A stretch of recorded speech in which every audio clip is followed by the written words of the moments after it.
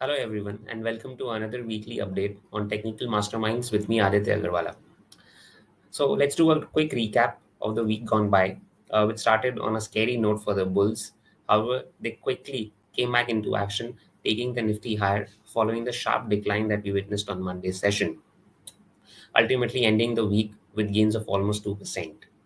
In the process, what is important to notice out here is that Nifty didn't break its previous pivot low of 16,780, instead form a higher low at levels of 16,890, and now has formed a higher high, breaking above its previous pivot high of 17,480, now making a higher high of 17,550. So we have clearly come into a scenario of higher highs, higher lows. This is the first time that the index has started to form a higher low and a higher high from the time it started to decline from the levels of 18,600. So this suggests that the intermediate trend has reversed in favor of the bulls, and declines can be used as an opportunity to go long in the markets.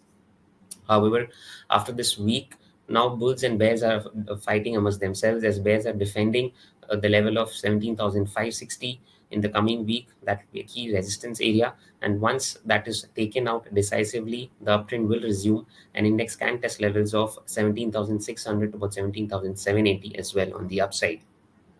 On the flip side, bulls are defending the key support area of 17,400 now, which happens to be the 89 period moving average.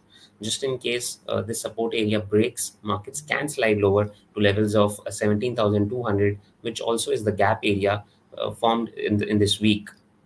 So, traders should be cautiously watching out for the support area at 17,400 and the resistance at 17,560. Just in case market breaks 17,400 and slides all the way down to 17,200, it will be a good opportunity to go long in the index as the trend has reversed, short-term trend has reversed, favoring the bulls. Further, RSI is also turned upwards after taking support at the 40 levels, suggesting that the bullishness is intact in the market, and traders should position themselves to buy the dip in the Nifty for targets of 17,600 to 17,780 on the upside. Talking of sectors, we had seen a broad-based participation in the past couple of trading sessions leading up to the weekly expiry.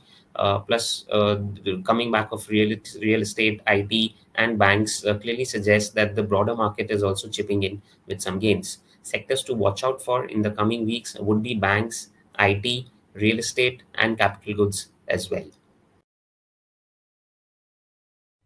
Investment in securities market are subject to market risk. Read all the related documents carefully before investing.